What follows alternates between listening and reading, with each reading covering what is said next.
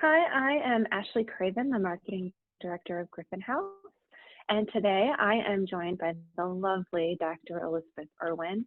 Dr. Erwin is an early childhood expert, and she has tons and tons of experience in the field. Also is a mindfulness expert and a yogi, and she's joining us today to share some tips about how we can help children through this time of uncertainty, and how we can introduce them to concepts such as awareness and mindfulness.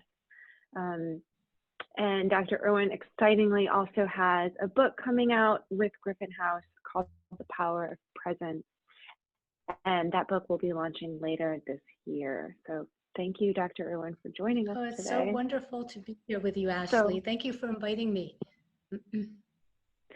Of course, yes. So can you share with our audience where you are joining us from? I am in New York City, and I am right now in my apartment, and I've been here for a while, for a few weeks now. Like everybody else, we're staying put. And, it's kind of very interesting. It's a little bit of being disconnected from the world on one hand, and yet very connected in other ways. So I am looking out. I can actually see the Statue of Liberty in the distance. It's really magnificent. So I have huge, Nice. big windows, but nobody is walking around. It's very quiet. So, life is changing quite a bit, not just for me, obviously, all of us are experiencing something, but it's a new universe for us all. It certainly is, yes. Thank you so much for joining us. I think that, you being in the epicenter, you're really faced on a daily basis with, the scary truths of what's going on. And I think, as we as adults are continuing to change our routines and our way of life, and watching a culture changes, process what's happening and as best we can. So as we as adults are doing that, I can only imagine how this is impacting and affecting young children who don't really understand what's going on and just know mom and dad are stressed out right now, or they're angry, or they're sad, and I don't really know why, and why can't I go to school? And so I think there are a lot of emotions and feelings and questions going through young children's minds. And so of all time, I think now is the perfect opportunity to help, whether it's educators or parents, introduce the concept of mindfulness to really help children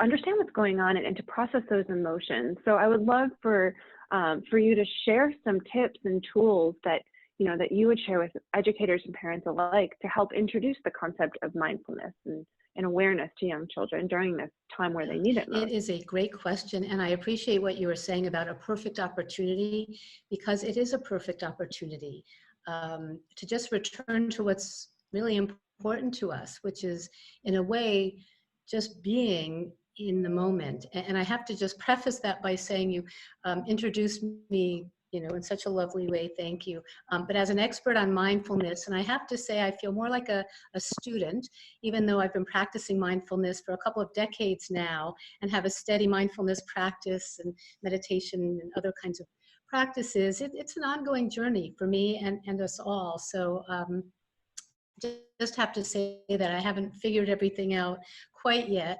I think, though, at the end of the day, you really said it in a nutshell, that children are noticing and they're aware. Even if parents aren't talking directly about it, children sense our energy. And as you pointed out, we as adults have resources and experience to deal with stress and emotions. And although we've never experienced anything like this, so it's new for us, but children can't really make sense of it in the same way, nor should they be expected to. And so I really think that children just want to know that they're safe and that they're cared for. And, from a children's point of view, all they want to do is play, dance, read, cook, bake, fix things around the house, construct, you know, do things that they would normally do. And, you know, go outside if, you know, there's a safe place to do that, and splash in the puddles, you know, just in a way continuing this joyfulness that young children experience in the moment, because young children tend to be pretty mindful. They Mm. tend to live in the moment until they are kind of taught um, through experience, through the environment, through other things over time, you know, to be a little distracted or other kinds of things. So my my sense is that, well, I'll just say it this way. I tend not to use the term mindfulness too much. I know I wrote a whole book on mindfulness because that's the term that I think is most accessible to people. I prefer a term like being present, because in a way, being present is just noticing. It's quieting the mind. It's a deeper sense of awareness of what's going on here and now. And the reason that's so important is because what we're seeing, you know, across the country and the world is this panic, this fear. And fear is usually something that is projected into the future. You know, we become fearful of what we have, what we don't have, what children kind of pick up on our energy, as we were saying before. And so there's so much to talk about when it comes to this. But basically, you were asking, you know, some of the tips parents can do. And so I think just being present and just being mindful of the, you know, environment we create in our homes. We don't have a lot of control over other kinds of things, like how long the grocery store line is, but there are things we do have control over. And so one of the things I talk about in the book is, you know, for parents to be mindful. And my guess is many people who may tune in are already mindful, that they're aware of being in the here and now and being present. And all that is just quieting the mind when we really tune into the present moment, and that calms our bodies. And there are many ways we can access that, you know, through yoga, through meditation, through breathing exercises. But it's first making the decision to be present. You know, that really comes first. Right. I also think, now I have to confess, my daughter is now a grown woman, and she is an early childhood educator of 2 and 3 year olds. But when I was raising her, and she was very young, like, you know, an infant and even toddler and all the way up, I remember thinking very vividly, I wanted her to be my teacher. What I meant by that is, instead of me imposing my expectations and beliefs and, you know, about the world, I wanted to kind of take her lead and see, you know, what she was curious about. And I noticed whenever she was having maybe a hard time early on, it was usually because I wasn't being present for her. You know, it's kind of interesting. And so, And I love how you say that. I think when you say you know, being present and trying to teach her the idea of presence, it sounds like you're like provoking her curiosity, where, you know, you're allowing her to make the rules. If you're going for a walk, if she wants to stop and, oh, look at that leaf, I want to look at the colors on that leaf.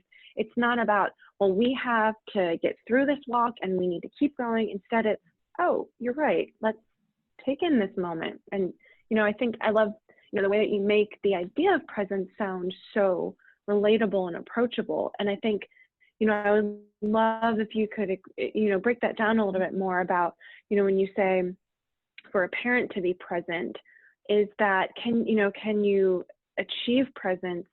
What are ways you can achieve presence on a daily basis? If you're someone who has never meditated before, has never done yoga before, has no idea what that looks like, what are ways that you could kind of get into that? That's a great question. And I just love what you were saying about going on a walk and noticing what, your child notices, because they notice. That's the thing. They're just really aware of the world around them. And it's a good lesson for us all to kind of take their lead to see what's most important. It could be the sun or the flower, or a smile or a shadow, their own shadow, those kinds of things. So when it comes to families who may not have ever thought about being present, or what do we do in this time, I really do think it's an opportunity for us to reset, to find stillness again, and those kinds of things. One of the ways to do that is just through our breath. Most of us do not even breathe to our full capacity. And it's interesting when it comes to breath, because it's the one thing we just cannot live without. We could go a few weeks maybe without food, and survive, and maybe a few days without water, or shelter, or those kinds of things. But our breath, if we don't have breathing, we can't survive more than a few minutes. So just to really be aware that our breath nourishes and energizes every cell of our body is amazing. And later on we can talk about a couple of breathing techniques to do, but just even being aware of our breath and slowing down our breath, and even helping children to notice their breath as well. Like, when they're coming inside after running around outside, they'll notice their breath is, a little faster and maybe a little heavier, versus right before they're about to go to sleep, it might be very gentle and very calm. And just to notice, breath. So that's one thing. The other thing related to that is to notice or think about metaphors. One of my favorites relating to breath is that breath is my anchor. And I often say that, a metaphor is something, to kind of play around with, and to remind us that we can return to the present moment. And there are lots of ways to do that.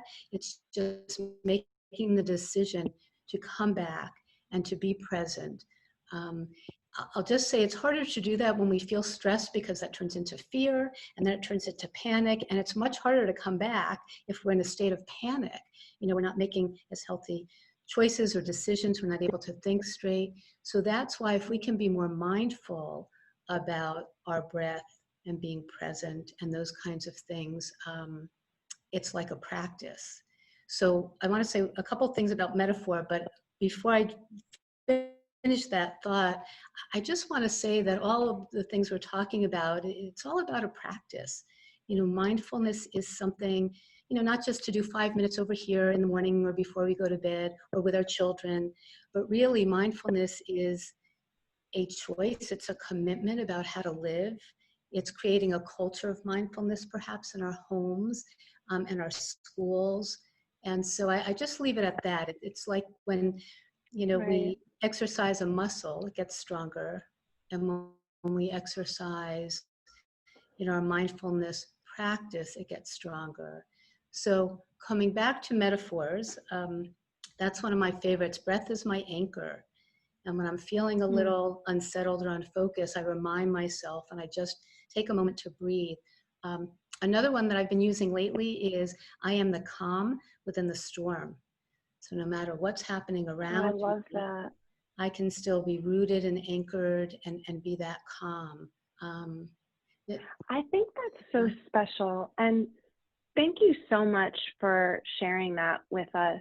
I really appreciate you taking the time to share not only ways that we can find presence in our daily lives, whether it's going for a walk or taking time to notice the things you see on your walk, or to help understand your breathing exercises. And I would love, we will continue these conversations in further videos. So thank you so much for joining us today, Dr. Erwin. I truly appreciate Oh, great. your time. Thank you so much, Ashley. Thank you for inviting me, and stay well.